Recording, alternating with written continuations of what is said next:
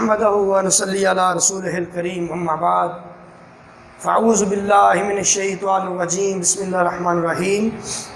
عزیز طلباء و طالبات، السلام علیکم۔ میں ذیشان کمال اردو کے لیکچر کے ساتھ حاضر ہوں۔ بچوں، آج آپ کے نصاب میں شامل جو نظم حمد ہے حفیظ جلندری کی، اس کا آخری شعر کریں گے۔ شعر ہے کہ بشر کو فطرت اسلام پر پیدا کیا جس نے، محمد مصطفیٰ صلی اللہ علیہ وسلم کے نام پر شیدا کیا جس نے۔ اس شعر میں حمد کے ساتھ ساتھ نعتیہ عنصر بھی ہے۔ اللہ نے ہر انسان کو دین اسلام پر پیدا کیا، اور ہماری خوش بختی کہ اللہ نے ہمارے دل میں رسول اللہ صلی اللہ علیہ وسلم کی محبت پیدا کی۔ بشر کہتے ہیں بنی نوع انسان کو۔ فطرت اسلام کا مطلب فطرت سلیمہ۔ اللہ کے نزدیک سب سے پسندیدہ دین اسلام ہے، اور اللہ تبارک و تعالیٰ جب بھی کسی بچے کو پیدا کرتا ہے تو وہ فطرت اسلام لے کر پیدا ہوتا ہے۔ لیکن اس کے یہ والدین ہیں یا اس کا ماحول ہے جو بعد میں اس کو دیگر مذاہب اختیار کرنے پر مجبور کرتا ہے۔ لیکن ہر پیدا ہونے والا بچہ دین اسلام پر پیدا ہوتا ہے۔ اور بچوں، شیدا مطلب ہے قربان۔ تو پہلے مصرعے کی بات کرتے ہیں کہ اللہ تبارک و تعالیٰ انسان کو فطرت اسلام پہ پیدا کرتا ہے۔ رسول اللہ صلی اللہ علیہ وسلم کی حدیث کا مفہوم ہے کہ ہر بچہ دین اسلام پر پیدا ہوتا ہے۔ یہ اس کے والدین ہیں جو بعد میں اس کو یہودی یا نصرانی بنا دیتے ہیں۔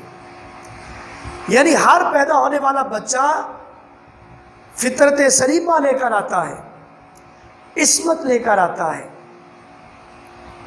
اللہ تبارک و تعالیٰ دین اسلام کی سمجھ بوجھ اسے عطا کرتا ہے، اور تحقیق سے ثابت ہے کہ اللہ تبارک و تعالیٰ نے انسان کے دماغ کی ساخت ایسی بنائی ہے، اس کی نفسیاتی ساخت ایسی بنائی ہے کہ وہ سب سے زیادہ اسلام سے متاثر ہوتا ہے۔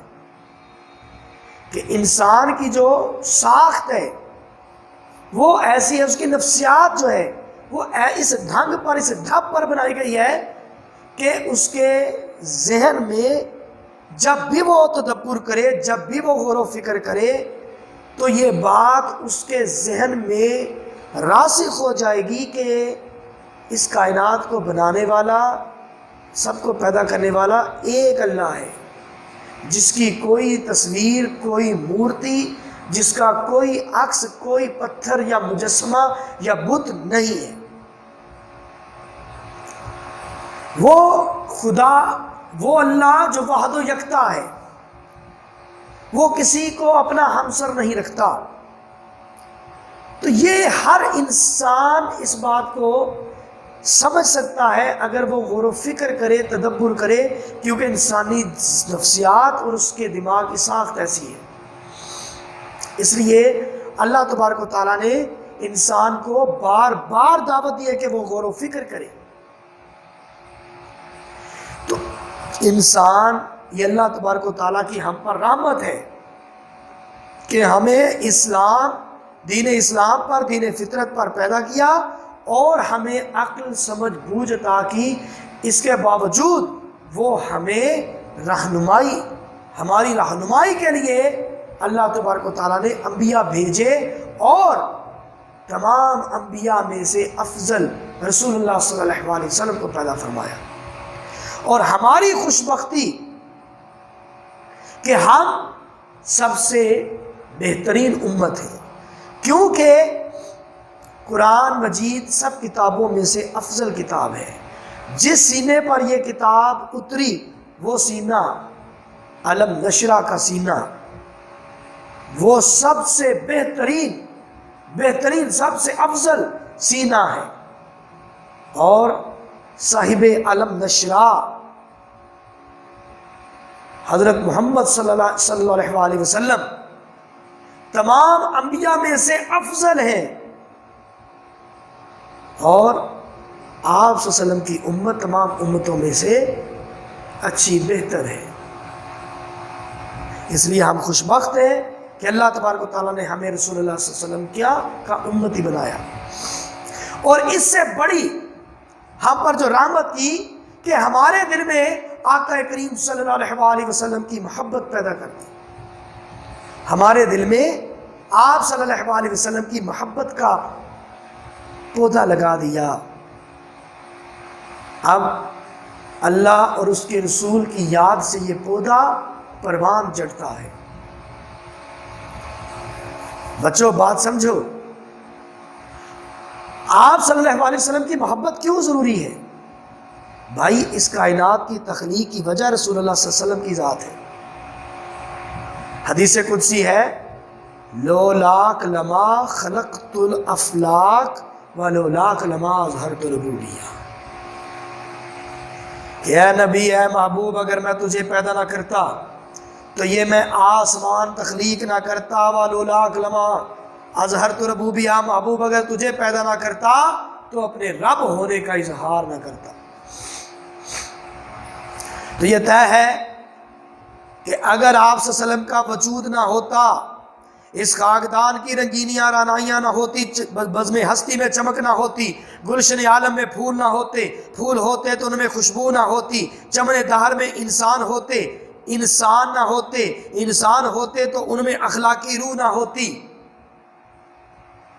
ان میں اخلاقی روح نہ ہوتی، غار ہوتے کوئی یار غار نہ ہوتا،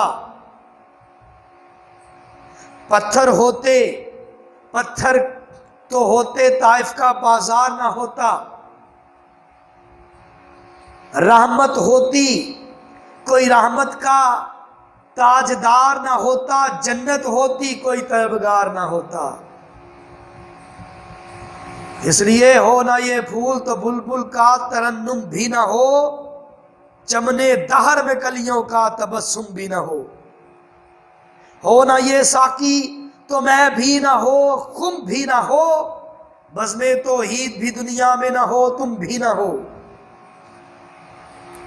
اور مولانا ظفر علی خان نے کہا، گر ارض و سما کی محفل میں لولا کلمہ کا شور نہ ہو، گر ارض و سما کی محفل میں لولا کلمہ کا شور نہ ہو، یہ رنگ نہ ہو گلزاروں میں، یہ نور نہ ہو سیاروں میں، کہ اگر اس کائنات میں رسول اللہ صلی اللہ علیہ وسلم کا وجود نہ ہوتا تو پھر نہ ستارے ہوتے، نہ سورج ہوتا، نہ چاند ہوتا، نہ اجرام فلکی ہوتا، نہ عالم افلاک، اور نہ زمین کی بہاریں ہوتی، نہ بہتی آبشاریں ہوتی، نہ پھول ہوتے، نہ کلیاں ہوتی، نہ کلیوں کی چٹک ہوتی، نہ پرندوں کی چہک ہوتی، نہ پھولوں کی مہک ہوتی، نہ ویرانہ ہوتا، نہ جنگل ہوتا، نہ بیابان ہوتا، نہ کہیں ہو کا عالم ہوتا، نہ کہیں پھولوں میں خوشبو کا عالم ہوتا، یعنی یہ رنگ نہ ہوتے، یہ دنیا نہ ہوتی۔ اس کائنات کی تخلیق کی وجہ آپ صلی اللہ علیہ وسلم ہے، اور آپ صلی اللہ علیہ وسلم کی محبت اللہ تبارک و تعالیٰ نے ہمارے دل میں راسخ فرما دی، آپ صلی اللہ علیہ وسلم کی محبت ہمارے دل میں پیدا فرما دی کہ اب ہم آپ صلی اللہ علیہ وسلم کی حرمت، آپ کے نام کی ناموس پر اپنی جان تک دینے کے لیے، اپنی گردن تک کٹانے کے لیے تیار ہیں، اور ہم نے صاف کہہ دیا دشمنان اسلام کو جو حملہ کرے حرمت رسول پر، ہم صاف کہہ دیتے ہیں حجت نہ پیش کیجئے کوئی فضول میں، ہم انتہا پسند ہیں عشق رسول میں۔ حجت نہ پیش کیجئے کوئی فضول میں، ہم انتہا پسند ہیں عشق رسول میں۔ اور حفیظ جلندری نے اپنی کتاب شاہنامہ اسلام کے ٹاپک حب رسول اس کا شعر نمبر 2 ہے، محمد کی محبت دین حق کی شرط اول ہے، اسی میں ہو اگر خامی تو سب کچھ نامکمل ہے۔ بعض لوگ یہاں لکھتے ہیں اسی میں ہو اگر خامی تو ایمان نامکمل ہے، وہ غلط شعر ہے، یہ بالکل ٹھیک میں نے لکھا۔